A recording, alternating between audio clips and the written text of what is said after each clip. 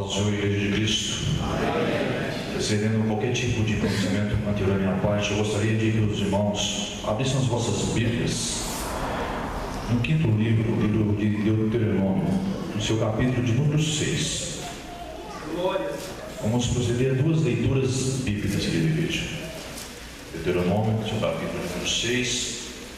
Procederemos à leitura do versículo 4 até o versículo de número 6. Em ato contínuo estaremos lendo o Evangelho segundo escreveu João, capítulo 21, versículo 15 em diante. Amém? Assim diz a palavra do Senhor. Ouve, Israel, o Senhor nosso Deus é o único Senhor. Amarás, pois, o Senhor teu Deus de todo o teu coração, de toda a tua alma e de todo o teu poder. E estas palavras que hoje te ordeno estarão no teu coração. Agora estaremos procedendo à leitura do Evangelho de Jesus segundo escreveu João, o seu capítulo de número 21, a partir do versículo de número 15. Evangelho segundo escreveu João, capítulo 21, a partir do versículo de número 15. Amém? E depois de terem jantado, disse Jesus a Simão Pedro: Simão, filho de Jonas, amas mais do que estes? E ele então respondeu: Sim, Senhor, tu sabes que eu te amo. Disse-lhe então: apacenta aos meus cordeiros. Tornou a dizer a segunda vez: Simão, filho de Jonas, amas? E disse-lhe: Sim, Senhor, tu sabes que eu te amo. Disse-lhe: apacenta as minhas ovelhas.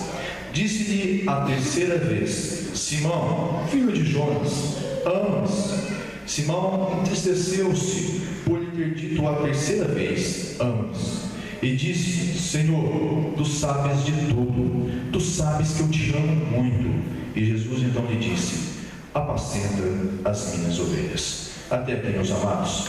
Queridos, aquilo que o Senhor me colocou no coração a falar à igreja nesta noite foi algo que, desde que o David, no domingo pretérito, relatou aqui no Salmo 116, dizendo: que benefício poderia eu pagar? O que poderia fazer eu pagar todos os benefícios que o Senhor tem feito por mim? Aquela palavra que o David trouxe aquele dia mexeu comigo. Cheguei em casa e ainda continuei a pensar. E depois também de ter ouvido a mocidade cantar o mesmo hino que ela cantou hoje, aonde diz o refrão, que Ele me ama tanto. E ali eu cantava na minha casa este refrão. E dado um momento, eu resolvi trocar aquele refrão. Eu resolvi no final dele, entendendo que toda a letra, ela poderia culminar com onde diz que Deus me ama tanto, poderia finalizar com eu também entendendo que o amor dele, ele também é merecedor de todo o meu amor. E ali eu comecei a inverter o refrão dizendo: porque eu te amo, tanto te amo, tanto como eu te amo. E eu vou falar para os irmãos que eu já estava sendo tocado, mas quando eu inverti, comecei a cantar com a minha alma, que eu o amava tanto também. O Senhor me visitou de uma maneira e me deu essa palavra, algo diferente começou a falar comigo naquele momento. E o Senhor falou naquele mesmo momento comigo. Muitas vezes fala-se tanto do meu amor, mas pouco se fala em me amar. Muitas vezes, igreja, nós falamos sim muito sobre o amor de Deus, mas falamos pouco em amar a Deus, sendo este o primeiro mandamento do decálogo. Não, queridos, não que seja errado, em hipótese nenhuma é errado falar sobre o amor de Deus, lógico que não, porque por esse amor que nós estamos aqui reunidos nessa noite, é pelo amor de Deus que nós fomos resgatados, é pelo seu amor que nós podemos nos amar. Por isso o apóstolo João fala na sua primeira epístola, capítulo 4, versículo 19: nós amamos porque Ele nos amou primeiro. Então, não quero dizer em hipótese nenhuma que é errado, mas me parou a pensar: por que será que nós também não falamos mais sobre amar a Deus? Por que nós não damos mais ênfase em dizer o tanto em que nós o amamos? Será que é porque nós não o amamos como deveríamos amá-lo? Aqui Moisés, ele retrata ao povo de Israel no livro de Deuteronômio, ou seja, na repetição das leis, como deveria ser este amor a Deus. Moisés fala, dizendo que o Senhor é único, que Ele é o seu Deus, e fala que nós devemos o amar. Fala ao povo de Israel que nós devemos amá-lo de toda a nossa alma,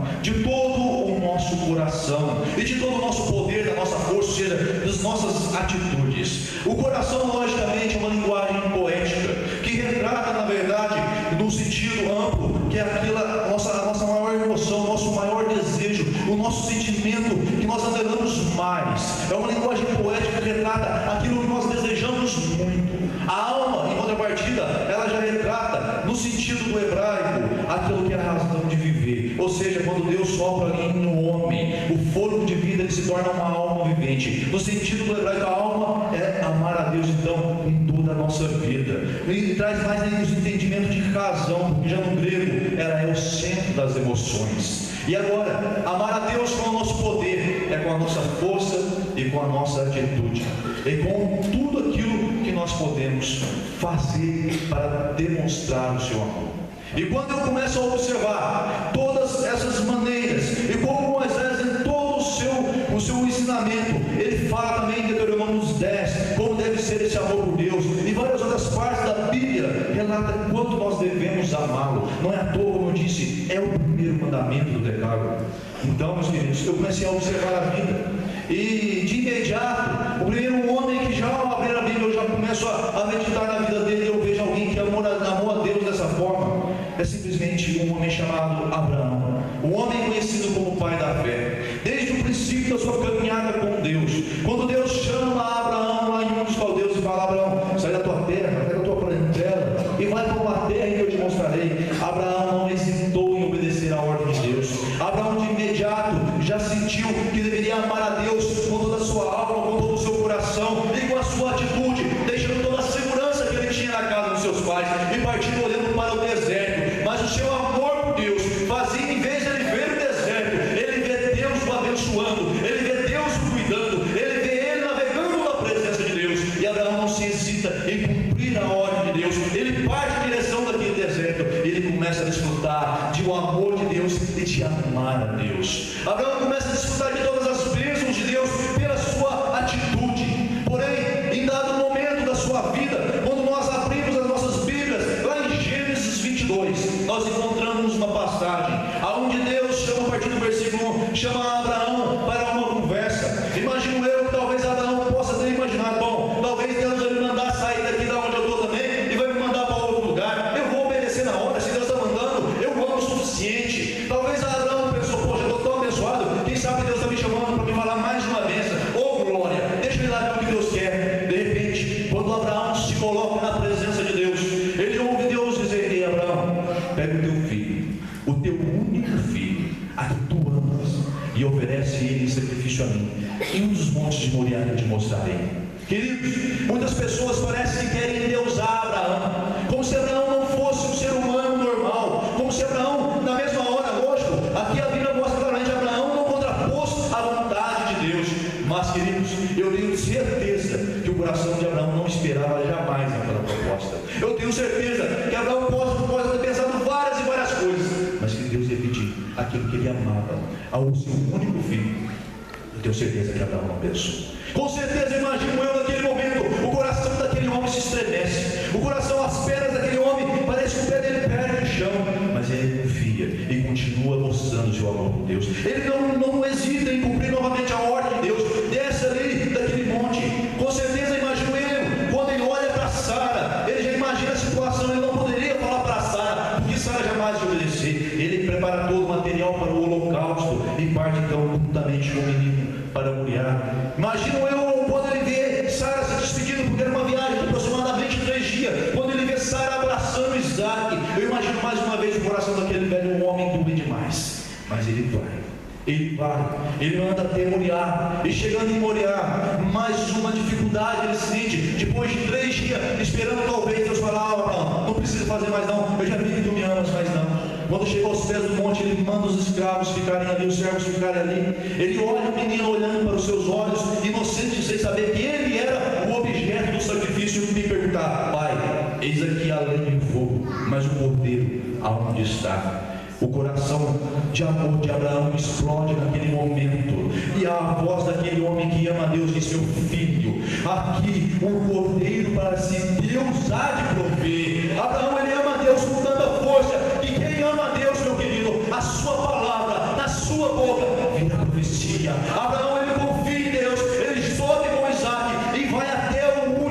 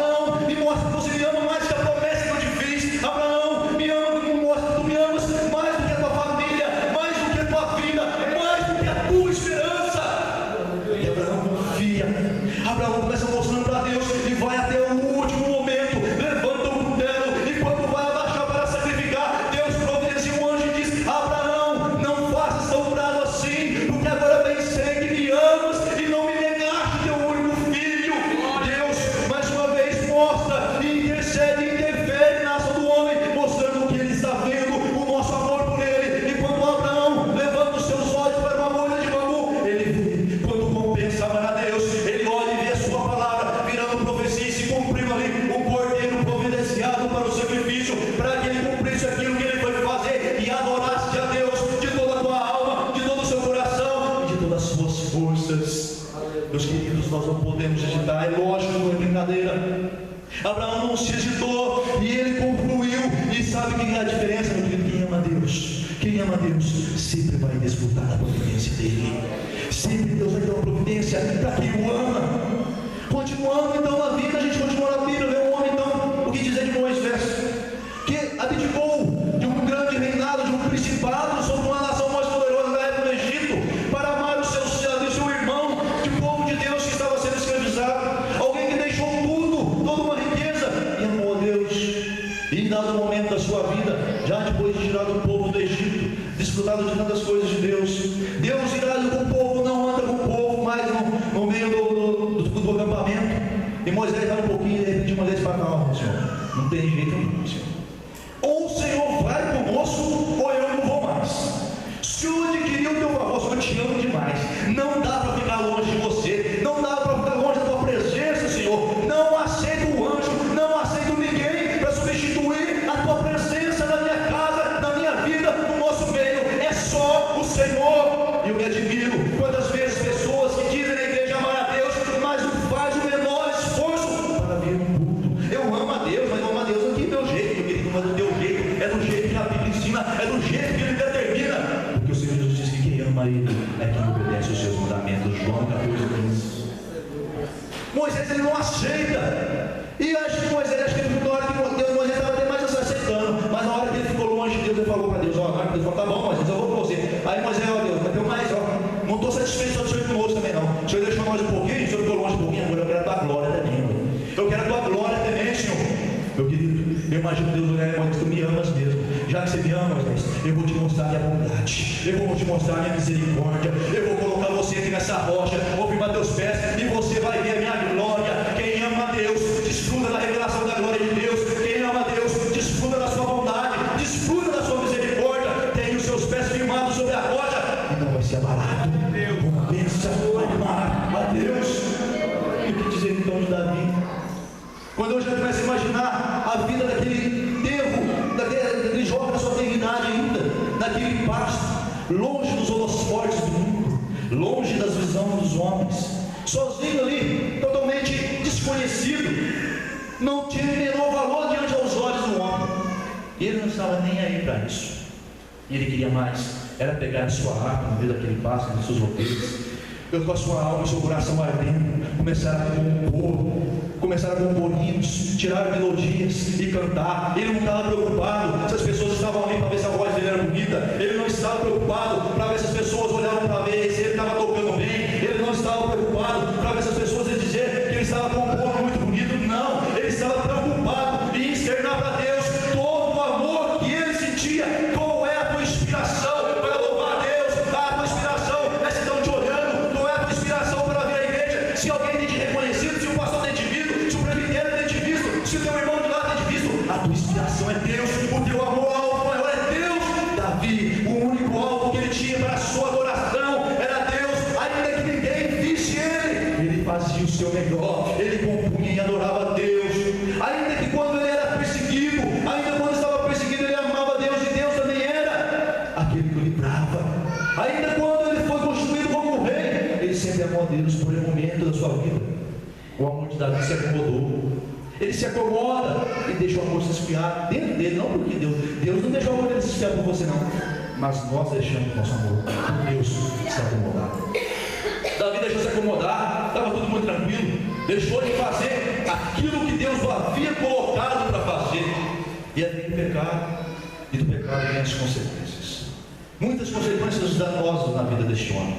Entretanto, meus queridos, quando Davi ouve ali do profeta Natan dizer: ó, por causa do teu pecado, por causa do adultério, por causa do homicídio, da mentira, nunca mais a espada de Deus se apartará da tua casa.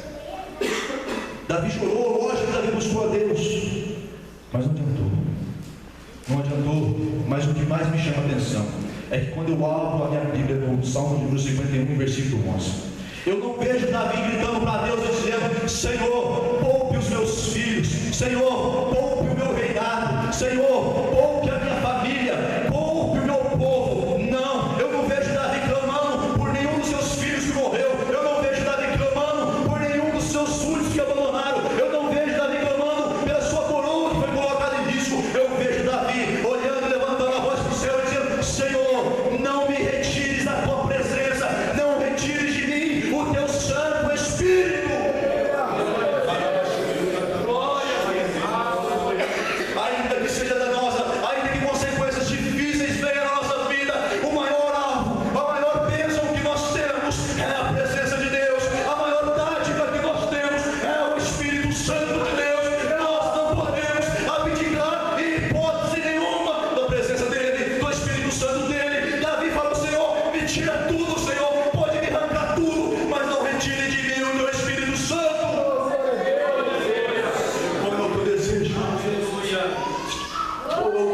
esposo, os esposos aí que estiver do lado da esposa, olha para ela e fala assim: esposa, eu te amo, mas eu amo muito mais a Deus.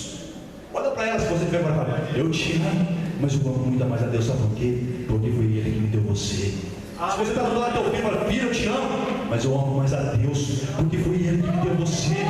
Você tem que entender isso, igreja. Nós precisamos entender isso, que se nós temos muitas coisas, é Ele que nos deu. Então Ele é digno do nosso amor. Nada mais é digno de amar mais do que a Ele. Nós precisamos. Davi entendeu isso. E por mais que ele estivesse perdendo muitas coisas, o que ele mais precisava era da presença de Deus. E quem ama Deus desfruta do perdão dele. Quem ama Deus não vai deixar de ter o direito de ser perdoado. O povo Davi teve o direito de ser perdoado. E observando a vida desses homens, então, eu me resolvo me transportar para o Novo Testamento. E no Novo Testamento eu começo a observar a vida de um homem que logo já no começo da sua caminhada com Jesus, do seu encontro com Jesus, ele ouve Jesus falando assim: ó, vem, me acompanha, e eu vos farei pescadores de homens. Este homem também não se hesitou em jogar toda a sua rede, em largar a barca, em largar tudo, e ó, Jesus, eu vou contigo. Esse homem não pensou duas vezes em começar a seguir Jesus. Este homem, muitas vezes, nós utilizamos até como meio negativo, por causa das suas precipitações, mas até as suas precipitações foram por amar a Jesus.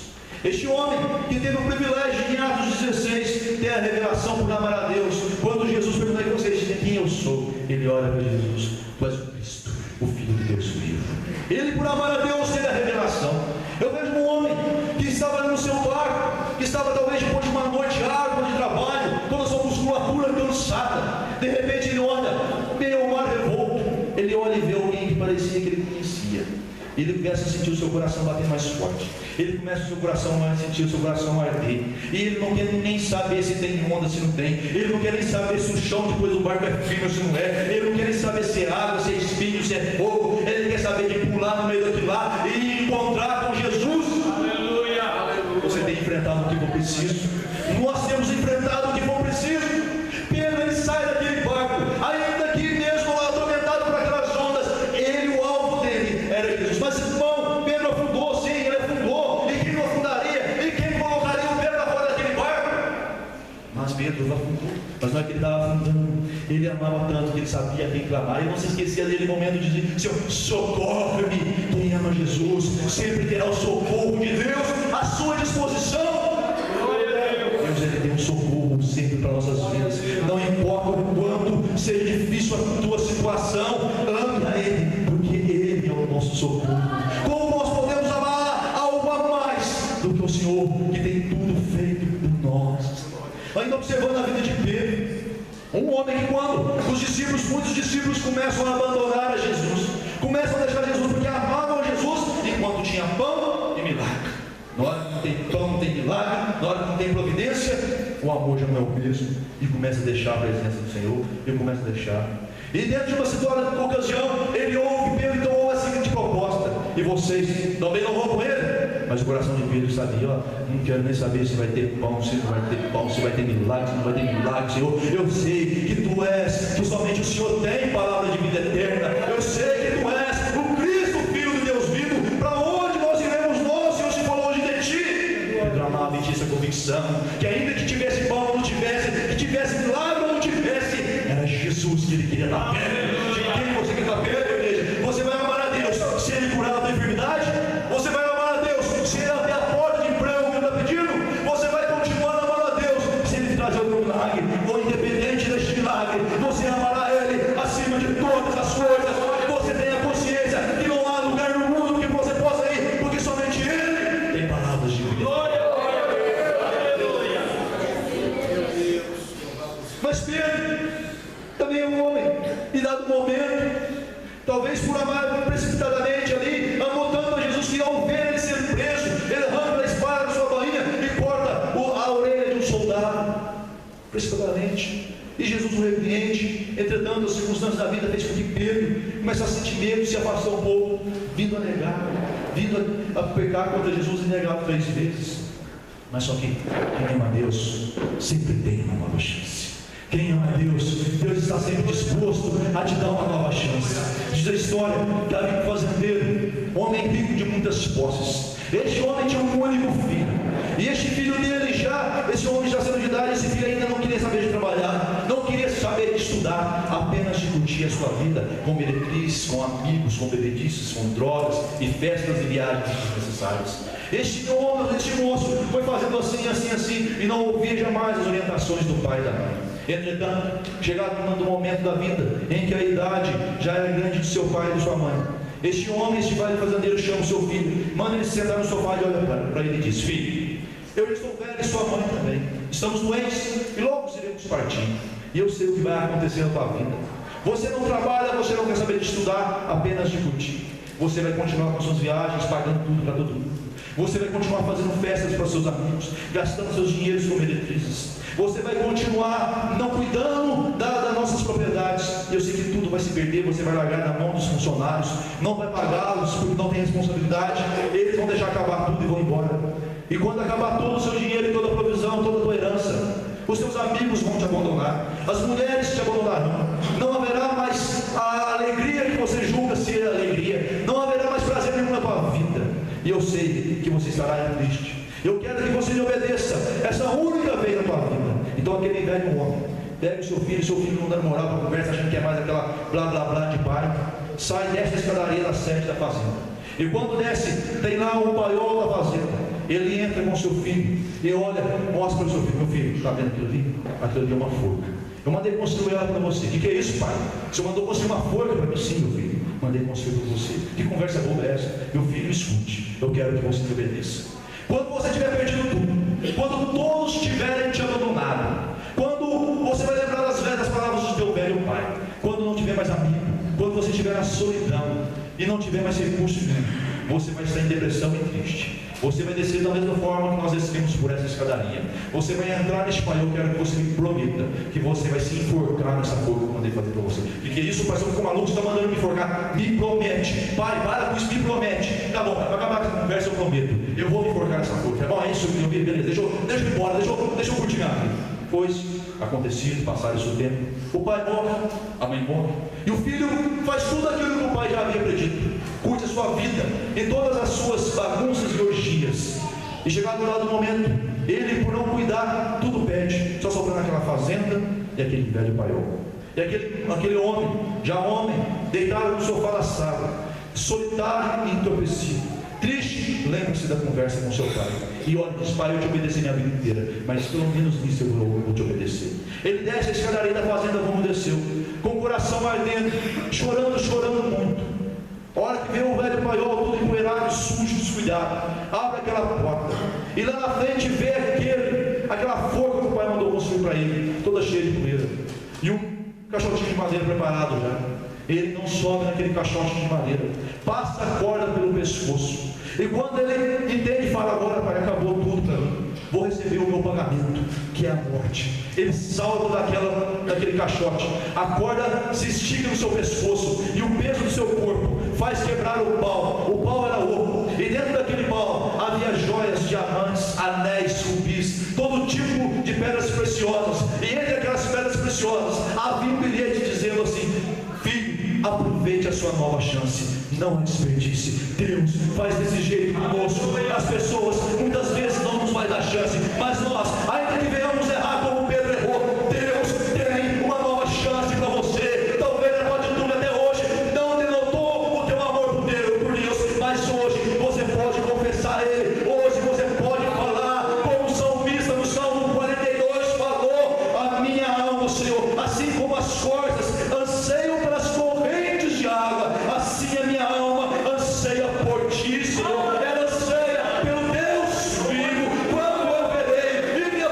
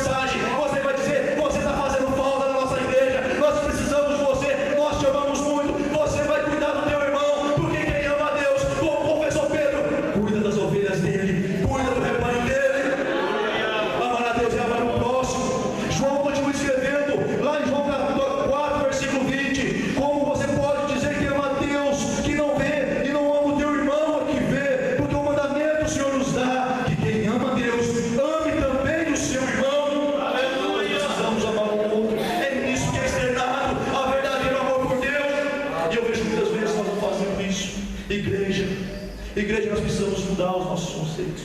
Nós temos muito. Eu começo a parar a imaginar, ontem mesmo na viatura, eu comecei a parar a imaginar a minha vida. Eu, um jovem, aos 16 anos ali, com depressivo, com desejo da morte, um homem que não, uma pessoa que não tinha perspectiva nenhuma na vida, que achava que a única solução para ele era a morte. Deus mudou totalmente a minha história. Deus mudou totalmente a minha vida. Eu que mesmo da igreja olhava e achava que nunca teria condição de nada. Eu me lembro de um dia, indo para a casa da Vanessa, era época de espoar, eu olhava para aqueles ímpios e dizia: porque eles prosperam tanto e eu não consigo nada, Senhor?